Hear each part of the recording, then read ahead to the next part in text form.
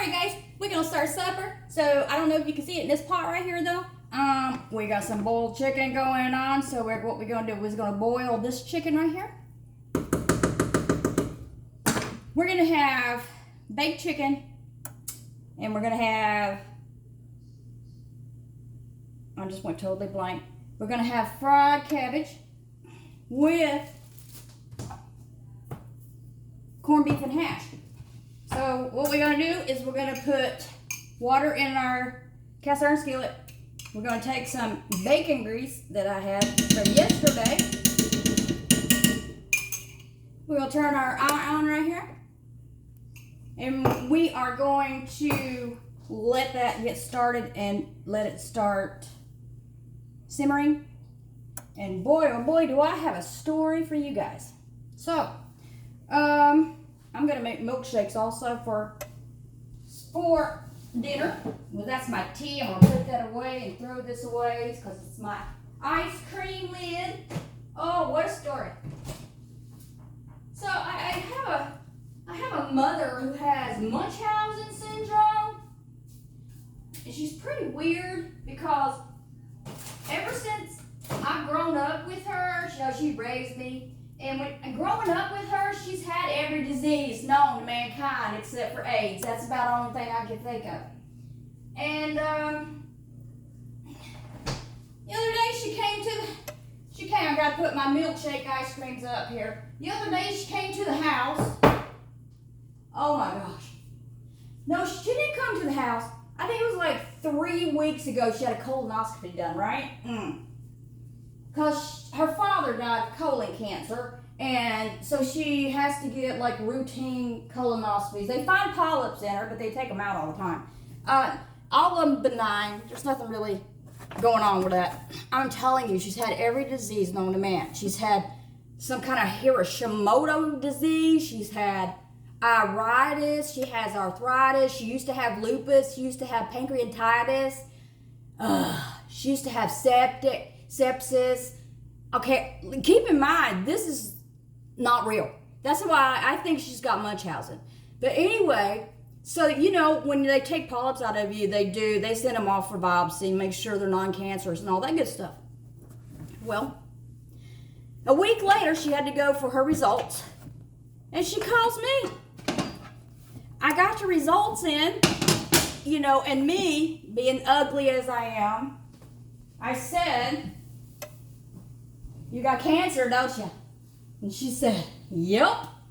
And I was like, oh my God, I'm a total idiot. I'm so stupid. Ooh, this is starting to simmer. I hope you can see that. I'm going to put my cabbage in. And then she says, "I've got colon cancer. They want to take a 6-inch section out of my bowel. And I'm not having the surgery." And then she said, "I also have stage 3 renal failure." And I'm like, what? What? We never heard anything about a renal issue before, but now we do. Okay? So, she started crying about it. And usually, when she never cries when she tells a lie. I believed it this time because all the other times, she never even cried. So I knew that those are lies, right? We're going to put our cabbage in here and let it cook up and turn so pretty. We're going to fry it up before we put our corned beef hash in it, because I want to cook it up. I'm going to grab some pepper. Always got to put pepper in it, yep. The old man likes the pepper. Anyway, oh my gosh. So she was in tears. So I called my sister. She tried to call. She said, "I tried to call your sister and tell her about it, but she won't answer her phone." So I was like, all right, let me see what I can do. And I called her. She answered the phone because my sister ignores her just about all the time. So I feel guilty about that, and I have to keep in communication with her just to make her feel like she's special. Anyway, after I called my sister, and my sister said, "What's up? We're going to put some salt and pepper in here," and I usually pour the salt right directly on my hands, into my hand here, probably about a teaspoon of salt, and just sprinkle it all in there. Shake it off, just like that. Okay. Good Lord Jesus, help me. Anyways, my sister, I said, "Sister, you need to talk to your mama. And she's like, why? What's going on? And I was like, you need to call mom. You need to call her right now. Something's happening. She said, you don't sound good. What's up? I said, just call me back after you talk to mom. She said, okay. So I waited and I waited and I waited. I put milk in my my milkshake so I can start making that. Surprise the old man with milkshakes too for supper. But anyway. So my sister calls back. And she was crying. And she was crying, I was crying.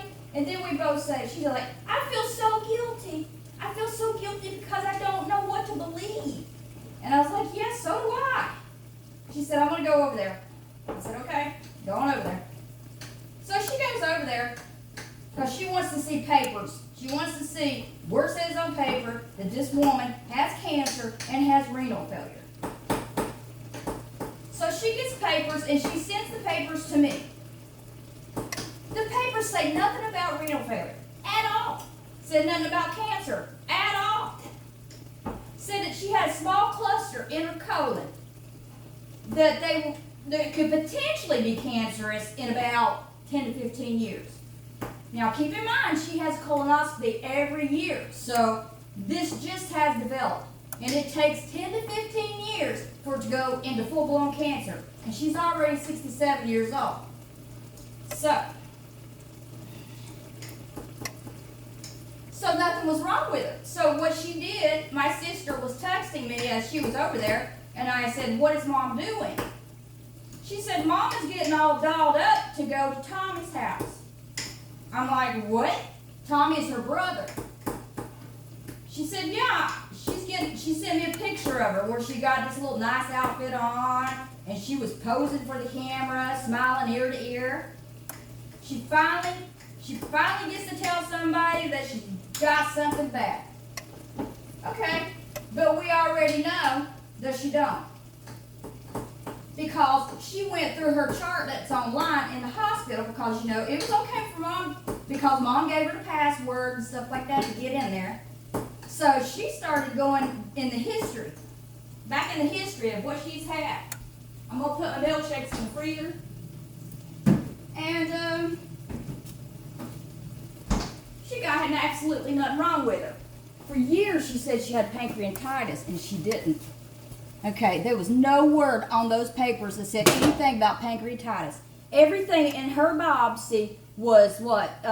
Normal. Everything was saying normal, normal, normal, normal. And the renal part, because she only drinks Diet Coke. Every day is all she ever drinks. Diet Coke and 1 cup of coffee. That's all. That's going to make your kidneys all messed up and make you pee some kind of funky something, because that's going to mess you up. You start drinking water. You'll clear that up right fast. So, oh my God. People, I don't understand her. I don't. Make sure your water and oil don't get too low on this. And it looks so good. It smells so good. Make sure it don't get too low. We want it to get just low enough to where it'll start, frying up a little bit. Because we're going to have pan fried cabbage right here. Corned beef and hash.